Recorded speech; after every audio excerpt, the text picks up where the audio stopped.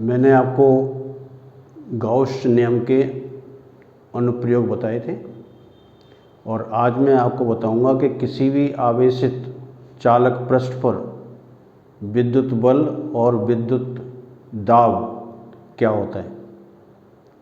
आप सोच रहे होंगे कि विद्युत बल तो ठीक भी है कि क्योंकि भाई आवेश है तो विद्युत बल काम करना चाहिए, लेकिन विद्युत दाब कैसे हो सकता है।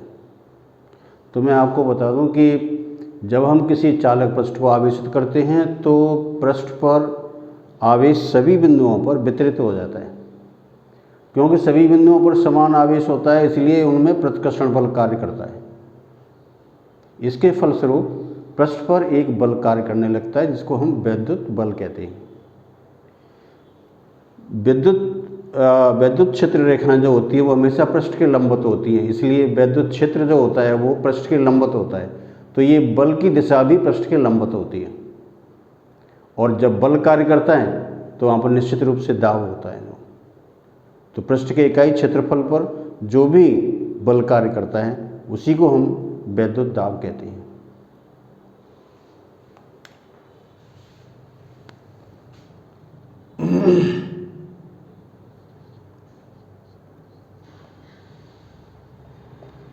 आवेशित चालक पृष्ठ पर विद्युत बल एवं विद्युत दाब।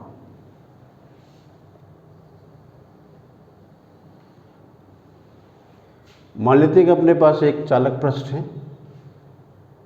सपोज करो कि ये एक चालक पृष्ठ है और इसको धनावेश दिया हुआ है।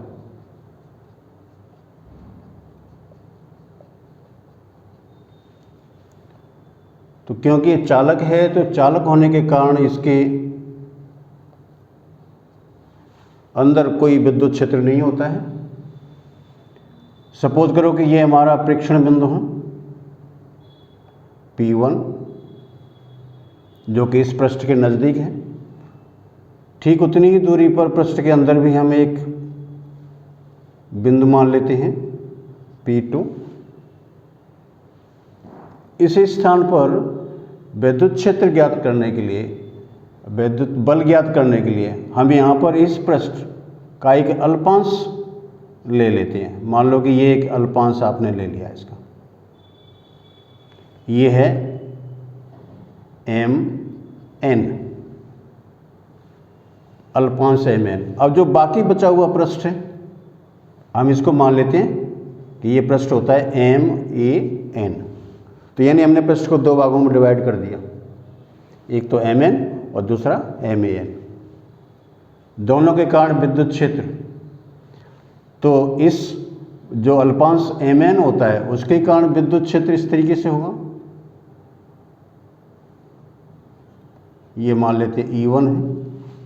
बाकी बचा हुआ जो इसमें पृष्ठ है उसके कारण भी विद्युत क्षेत्र ऐसे ही होगा, इसको हम मान लेते हैं E2 है। इस अल्पांश के कारण इस पॉइंट P2 पर विद्युत क्षेत्र ये इस तरीके से होगा E1, और शेष बचे हुए जो पृष्ठ है उसके कारण विद्युत क्षेत्र इस तरीके से होगा, ये मान लेते E2 है।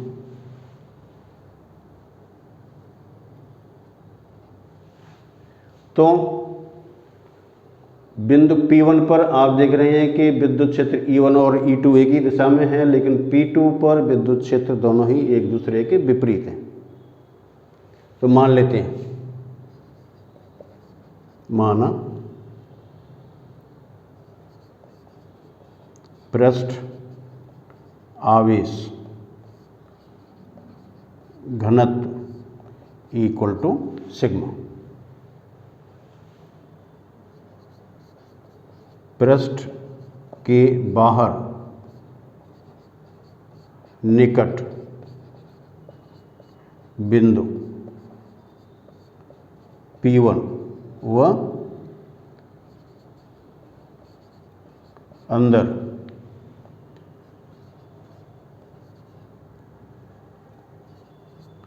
बिंदु P2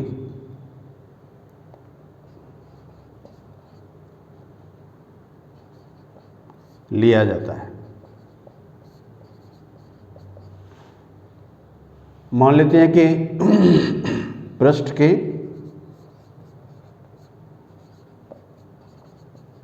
अल्पांश Mn के कारण विद्युत क्षेत्र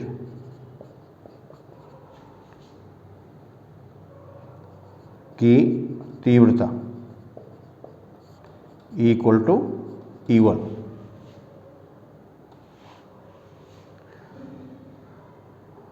पृष्ठ के शेष भाग MAN के कारण विद्युत क्षेत्र की तीव्रता, ये मान लेते हैं E2 होता है। तो बिंदु P1 पर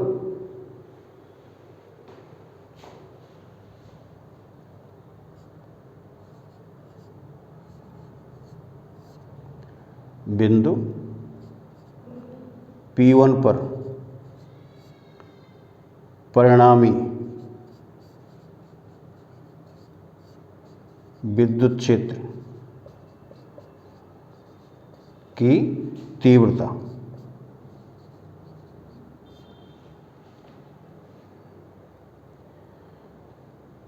ये इक्वल टू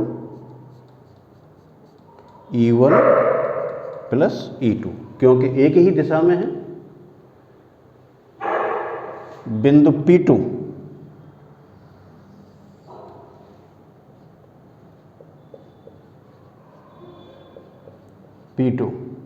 पर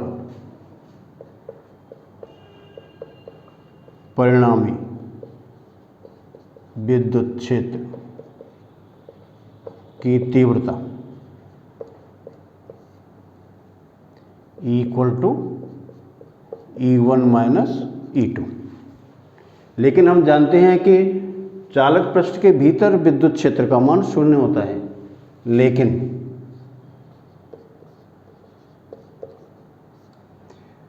E1 minus E2 equal to 0।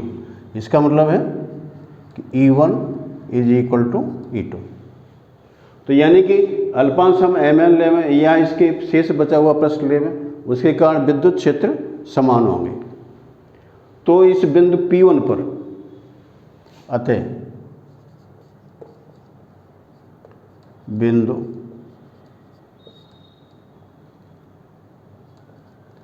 P1 पर विद्युत क्षेत्र की तीव्रता equal to E1 plus E2, और ये हम यहाँ पर E2, क्योंकि E1 का मान E2 के बराबर है, तो इसको E2 प्लस E2, तो ये हो गया 2E2। और इसका मान हम जानते हैं कि ये जो वैल्यू होती है वो सिग्मा अपॉन एप्सिलॉन नॉट के बराबर होती है।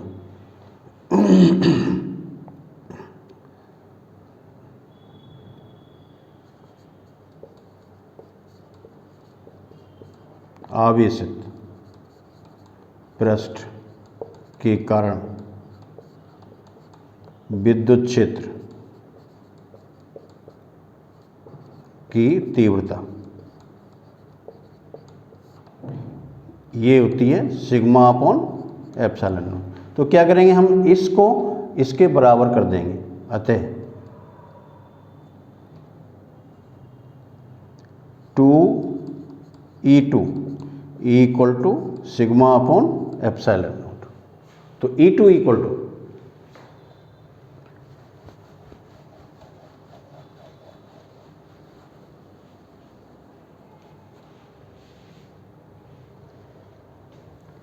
E2 equal to sigma upon 2 epsilon not.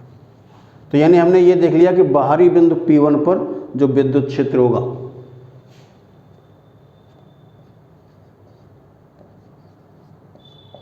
बिंदु P1 पर विद्युत क्षेत्र की तीव्रता equal to sigma upon 2 epsilon naught. अब हम ये मान लें कि जो अल्पांश Mn है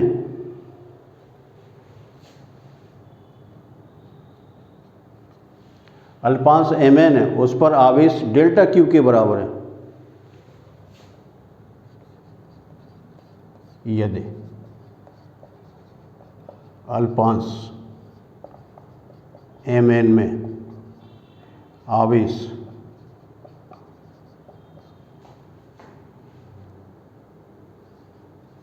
dq हो तो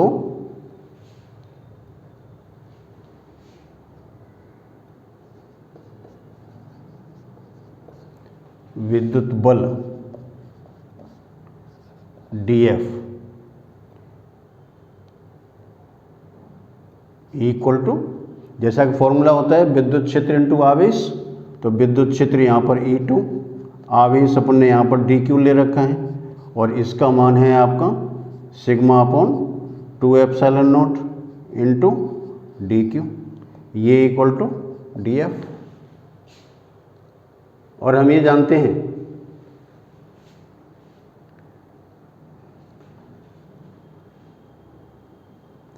आवेश पृष्ठ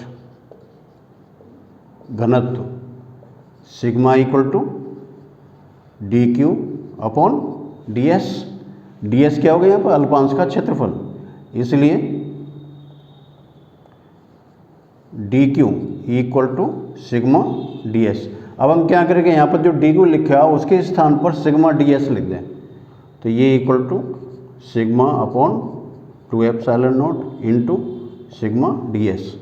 सो ये equal to sigma square upon 2 epsilon naught into ds, ये इक्वल टू dF। तो ये तो अल्पांश पर इतना बल कार्य कर रहा है, तो पूरे पृष्ठ के कारण कितना बल कार्य करेगा?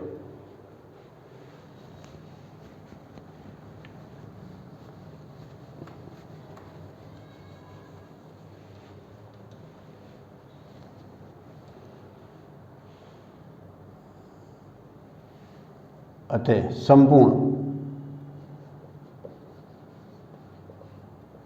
पृष्ठ के कारण विद्युत बल F इक्वल टू, क्योंकि पूरे पृष्ठ के लिए surface integration sigma square upon 2 epsilon naught into ds। तो संपूर्ण पृष्ठ के कारण इतना बल कार्य करेगा, और यहाँ पर अगर हम अल्पांश ले लें तो यहाँ पर ये इतना बल कार्य करेगा। तो आप देख रहे हैं कि इसमें क्षेत्रफल आ रहा है, इसमें बल आ रहा है इसके अंदर, तो निश्चित रूप से यहाँ पर वैद्युत दाब होगा, और ये वैद्युत दाब हमेशा पृष्ठ के लंबवत कार्य करता है। अब पृष्ठ पर आवेश किस तरीके का है उसके अनुसार इसकी डायरेक्शन होती है। मान लो कि पृष्ठ पर धनावेश है तो ये बल पृष्ठ के लंबवत कार्य करेगा बाहर की ओर, तो ये वैद्युत दाब जो होगा वो भी पृष्ठ के लंबवत बाहर की तरफ काम करेगा। और अगर पृष्ठ ऋणावेशित है तो भी ये पृष्ठ के लंबवत होगा, लेकिन अब पृष्ठ के अंदर की तरफ कार्य करेगा, यानी बाहर से अंदर की तरफ।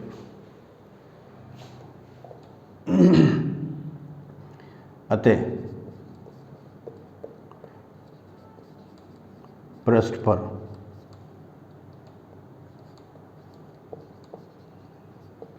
वैद्युत दाब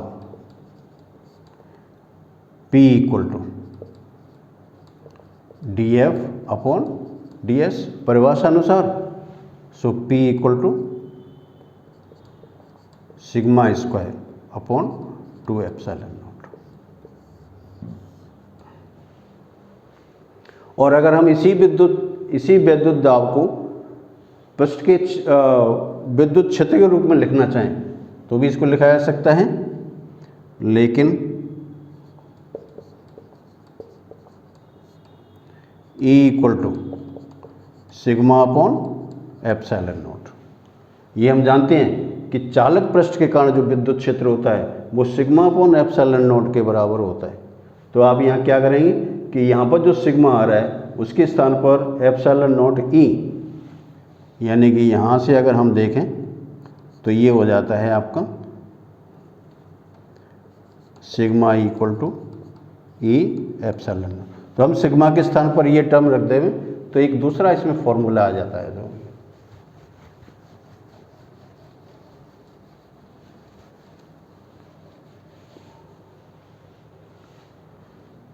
अतः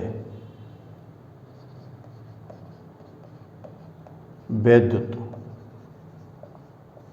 दाब P इक्वल टू सिग्मा के स्थान पर E एप्सिलॉन नॉट इसका whole square upon 2 epsilon naught. So ये equal to E square epsilon naught square upon 2 epsilon naught. एक टर्म इससे कैंसिल हो जाएगा जो ये, तो यहाँ पर रह जाएगा ये 1/2 epsilon naught into E square, ये इक्वल टू P। तो हम इसमें से दो टर्म इसमें दिख रही है। एप्सिलॉन नॉट कांस्टेंट है, तो अगर हम इसको सिग्मा के टर्म्स में लिखते हैं तब तो ये विद्युत क्षेत्र इसके समान वर्ग के समानुपाती होता है, पृष्ठ आवेश घनत्व के वर्ग के समानुपाती। और अगर हम यहाँ पर विद्युत क्षेत्र देखते हैं तो यही विद्युत दाब विद्युत क्षेत्र के वर्ग के समानुपाती होता है। तो अतः P प्रोपोर्शनल सिग्मा स्क्वायर, और इसी को कह सकते हैं P प्रोपोर्शनल E स्क्वायर।